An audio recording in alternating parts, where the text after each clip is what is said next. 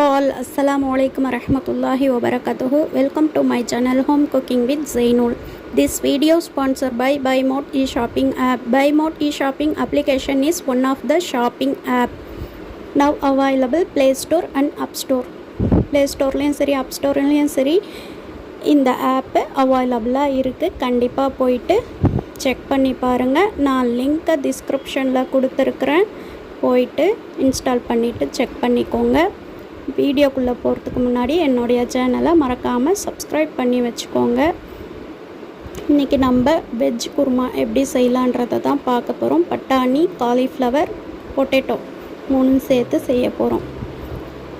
அதுக்கு நான் பட்டாணியை எடுத்து வெள்ளை பட்டாணி தான் வாங்கி ஊற வச்சுட்டேன். நைட்டே நல்லா ஊறிடுச்சு. அது முங்குற அளவு தண்ணி ஊற்றி உப்பு போட்டு ஒரு 4 விசில் விட்டு எடுத்துக்கலாம்.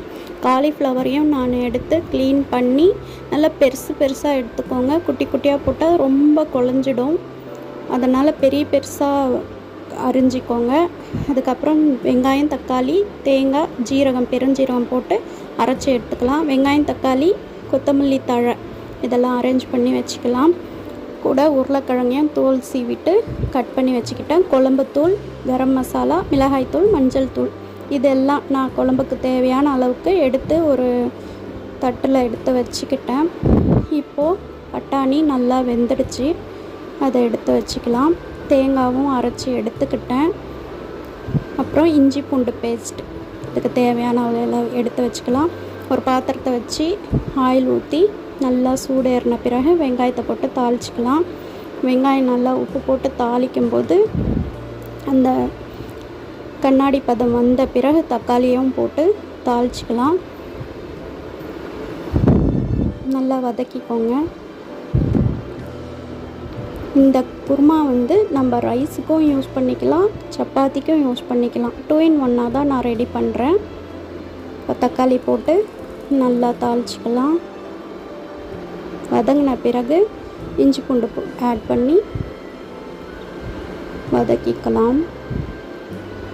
நான் இந்த குழம்பு அவசரமாக செஞ்சதால் ஃபுல் வீடியோ என்னால் காட்ட முடியல.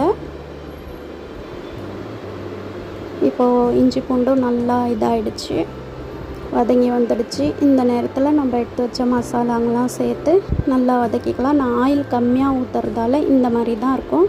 சில பேர் நிறையா ஆயில் ஊற்றுறதால ஆயிலில் நல்லா இதாகி வரும். இந்த வதக்கின பிறகு காலிஃப்ளவர், உருளைக்கிழங்கு, பட்டாணி 3மே சேர்த்து நல்லா வதக்கிக்கலாம்.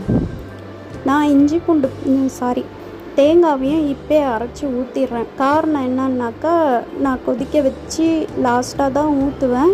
இப்போ எனக்கு டைம் இல்லை, நான் கொஞ்சம் வெளியே போகிறேன்றதால அவசரமாக செய்கிறதால இப்போ இந்த இதுலேயே நான் ஊற்றி கொதிக்க வச்சிட்றேன். இப்படி அவசரத்துக்கு இந்த மாதிரி செஞ்சிடலாம். லாஸ்ட்டாக தண்ணி ஊற்றியாச்சு. தேவையான அளவு தண்ணி ஊற்றிட்டு உப்பு போட்டு மேலே கொத்தமல்லி தழை போட்டு மூடி ஒரு 2 கொதி நல்லா வந்த பிறகு லோ ஃப்ளேமில் வச்சு வேக விடுங்க. அப்போ தான் நல்லா வேகும். இல்லைனாக்கா சீக்கிரமாக தண்ணி சுண்டிடும், காய்ங்க வேகாமல் போயிடும்.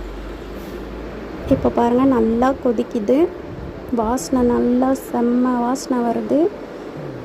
காயை எடுத்து வெந்துச்சான்னு பார்த்துக்கலாம். தண்ணி இன்னும் சுண்டணும். நான் லாஸ்ட்டு வீடியோ எடுக்காமல் மறந்துட்டேன்.